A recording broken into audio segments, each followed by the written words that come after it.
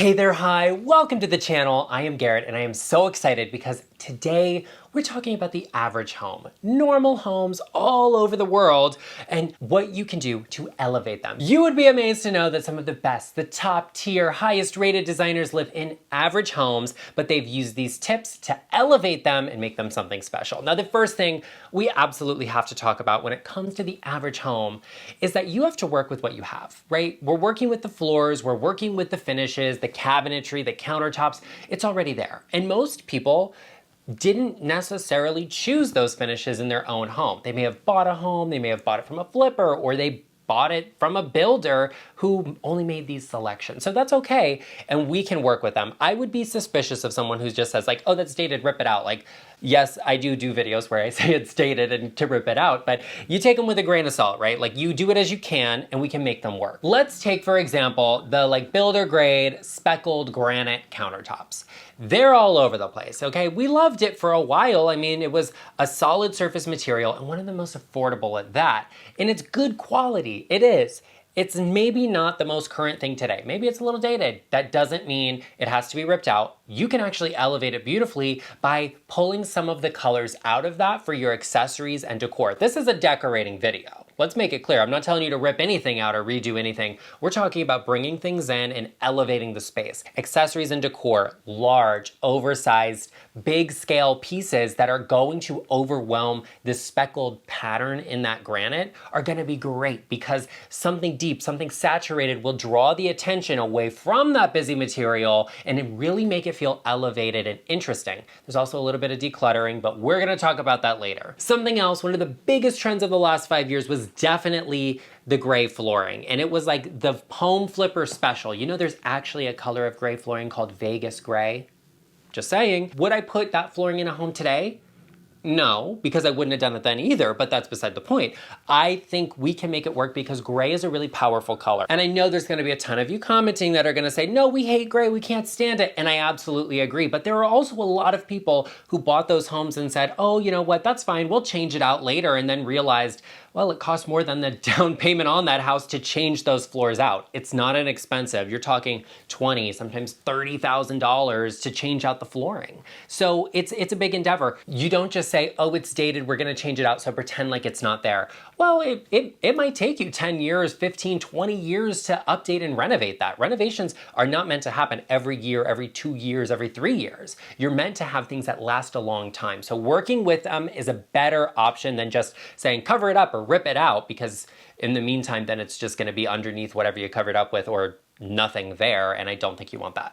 And listen, anybody can tell you that, but you're never gonna get that from me. If you have a difficult problem and you just don't know what to do with it, you're like, Garrett, that sounds great, but like, what does that even mean for me? The next thing you have to do to elevate your very normal, your average home is to find inspiration for what you are doing. Inspiration is out there and I love it. I am constantly looking at homes for sale in my neighborhood and other places. I'm looking at home styles that are similar to mine to see what other people have done to take inspiration from. And you can do that too. If you're living in a tract home, a tract neighborhood, right? Like they started being developed in the 50s all the way up until present day. There are homes in your neighborhood that have a similar floor plan or layout, that have similar materials, the same kitchen or whatever, and you can look at those homes and see what other people have done. And I think that's great. Another wonderful source of inspiration, open houses. Open houses. I love it. I love to go see how are these other people living? What have they chosen? What kind of flooring? What color scheme are they working with in their space? You can get inspiration from that for your home, especially if they have similar finishes to you. Last but not least, I love Google, I love Pinterest. I'm constantly looking up, oh, I have this material. What have other people done with this? How do you modernize this style of home? Get on there and look. Look and see what other people have done. There's so much inspiration out there that you can draw from for your space to come up with creative solutions to make it work, elevate it, and make it look like your style, but up the ante and make it look designer in your very average home. That's the whole takeaway I want you to have here. You can make an average home look like a multi-million-dollar custom home with these tips and tricks. By finding the right inspiration for the materials you already have, you can make it feel like that was the choice you made and make it look intentional and feel beautiful. And if you need any help with that, do not forget that I am at your service. You can always book a one-on-one virtual consultation with me where we can discuss all of your design and decorating needs. We can get your home straightened out and get it looking gorgeous. So be sure you head to the link in the description box down below or go to intro.co/GarrettLeChic. Oh, guess who stopped by, who jumped up on the sofa and wants to say hello. Hi there. Oh, hi. Oh, Arden is such a cute and sweet and handsome boy. And if he could, if he had thumbs, he would click the subscribe button and join us. He would become a part of the LeChic family. Although he already is, you may not be. So if you haven't already, we would really appreciate it if you take a moment, hit that subscribe button, join us. And everybody should also give this video a like because it would really help us out. And we would love to have you as a part of our family before we hit the 100,000 subscriber mark. You could say you were one of the OG LeChic family members, and I love that for you. Don't you too, Arden? You like that? Okay, you're just gonna have a nap, aren't you? You're just gonna fall asleep. Oh yeah, all right. Look at him, he's like slinking down right now, has zero energy. It's his nap time, it's the afternoon. We'll lay him down. You can be in my lap, Arden. How's that sound? Arden is resting, and we are going to talk about the next thing you can do to upgrade your very normal home. To make it look designer, one of my favorite things in the world is lighting. I love great lighting, and you can do so much with layered lighting in your space. We could talk for hours on end about what you could do with lighting in your home, because like it is my passion, okay? Great lighting will make even the dullest of space look enticing and interesting. And I would say add a lamp in every corner. But what I think makes a big difference in the look, the aesthetics of a home that make it look designer is upgrading your lighting fixtures. Your overhead fixtures, if you have sconces or something like that, upgrading them and doing something interesting makes a big deal. Even in a bathroom, upgrade that little builder grade light fixture above the vanity. Do something chic there and give us what we need. That is what designers love to do. I love an overhead fixture that's big, that's oversized. I want something that is statement, that fills up a space because, you know, you have your ceilings and there's nothing going on up there. Give me a great light fixture. And often, you know, a normal home, like a tract home or a builder grade home, even this house when I moved into it, there wasn't ceiling details, there wasn't crown molding or great features happening. So yeah, I added some of them in, but I also upped the ante with big oversized light fixtures, and I love that. I also think you can challenge what the expectations of your home are, like what I see from the outside when I walk indoors with your light fixtures. They set the mood for what's happening accessory, furniture, decor-wise in the space. There's so much you can do with great lighting. Like, give me some amazing light fixtures in the kitchen above your island. Give them to me oversized, big. I love it. Bold statement lighting is one of my favorite things ever. Get rid of those builder grade fixtures, that set, that collection, and give us something interesting. So designers love great lighting, okay? I'm obsessed. But the one thing you will never, ever see a designer's home without, in any home they work on, any space they work on, are great window treatments. Great window treatments great window treatments make the space. They make the space because you can trick the eye. You can do so much with great window treatments. For example, my home, I love my home. It's very normal though, has 8-foot ceilings. We have 8-foot ceilings. Builders today are doing 9-foot ceilings standard, like most of the places around here in Las Vegas are doing 10-foot ceilings. And I think it's beautiful, it's great, I love high ceilings. My home just doesn't have them. It's a vintage home, it's character, it's quirkiness, okay, cool.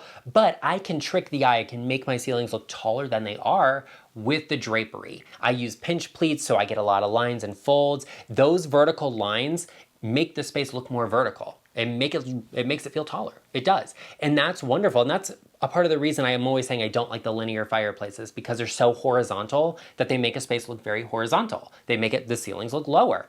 You can make your low ceilings look taller with great drapes. And the same is also true of tall ceilings. You can bring the height of them down a little bit by hanging your drapes a little bit lower.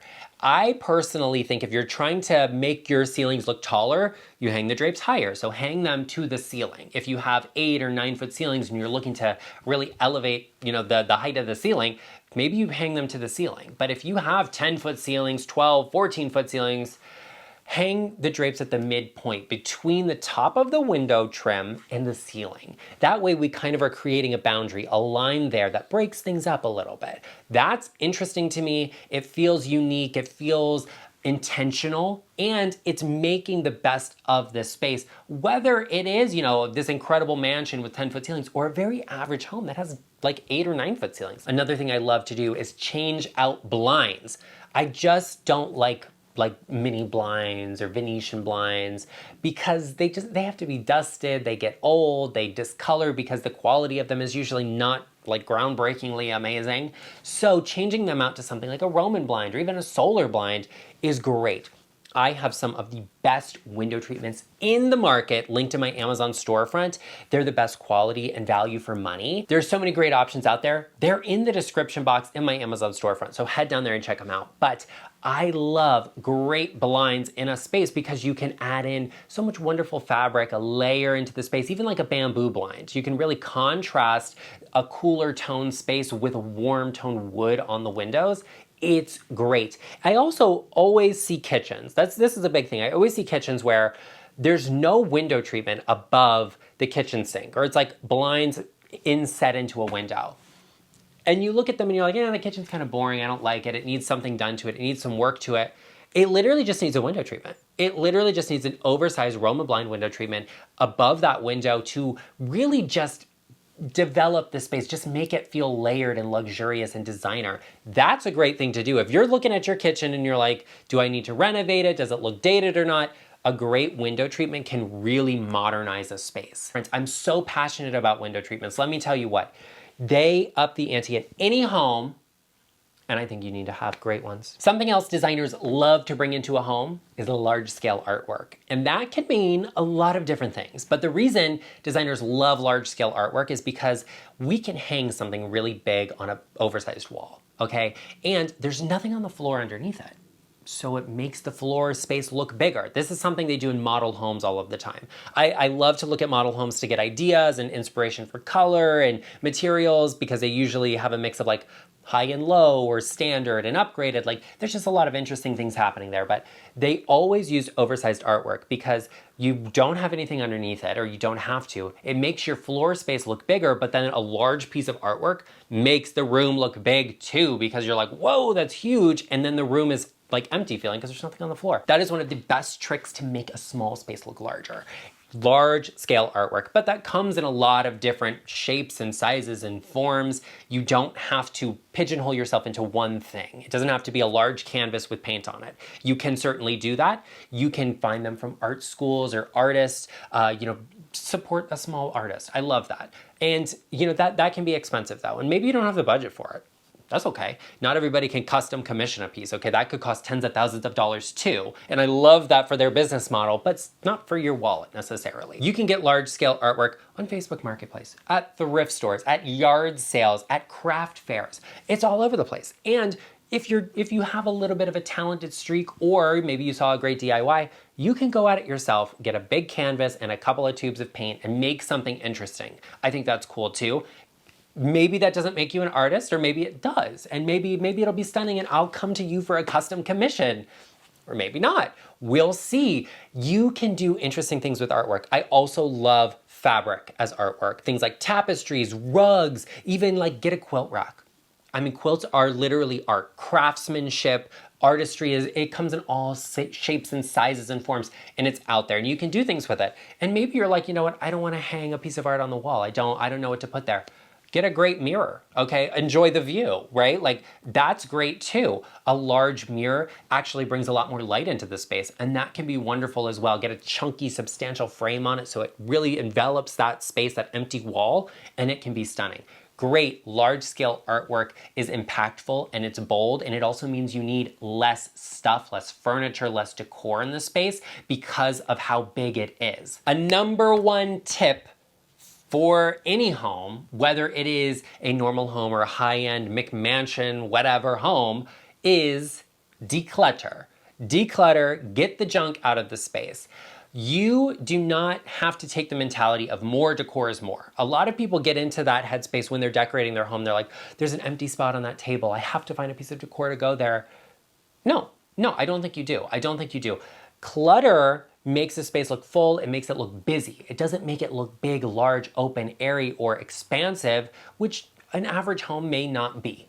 And that's okay. Maybe you don't have the biggest kitchen in the world, but if you fill every spot on the counter with something, your busy granite is gonna look busy with all of the things on it. It's gonna look cluttered and it is overwhelmed. I would rather focus on large scale pieces than having a lot of little ones. In my home, I corral smaller pieces in cabinets. You know, I have a gorgeous secretary cabinet that I love. I put a lot of my small collectible pieces in there and that's cool, but I love collecting oversized vases and jars, Jasperware especially, and that's just me personally. I don't think you have to collect it. As a matter of fact, don't, because I don't want you to buy it out from underneath me, okay? Trying to get some good deals here, but I love it. And so I use it as decor in my home and I use it strategically and place it in areas where it is just the big enough piece where I don't have to add anything extra to it, where I don't have to layer a ton of stuff. Designers also love to use furniture that is the correct scale for the space. Something with a smaller scale, not a smaller size necessarily, but smaller scale will also make a space look bigger and larger and more open.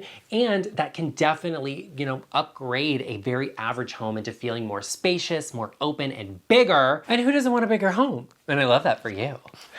Texture is the next thing. Texture, texture, texture. I love great texture in a home, and it's an easy way to take the average and make it something extraordinary by incorporating interesting textures together. And that can be through the materials you're using, the fabric choices you select, even the artwork you're choosing, the paint finishes on your wall. All of it plays into texture and you can create great depth through the use of it. An example would be mixing something like this boucle sofa with a velvet pillow, or putting a linen pillow on a velvet sofa. That's a mix of texture. It creates something interesting. Using flat wall paint but a satin trim, that's also a mix of textures. Flat wall paint is one of my favorite things in the world, and I always say it because if you have textured walls like I do, like the average home probably does, it actually helps to disguise that a little bit. The sheen isn't there to accentuate the highs and the lows of the texture, so it makes it look more flat, but it also has a velvety feel to it, which is so interesting to me.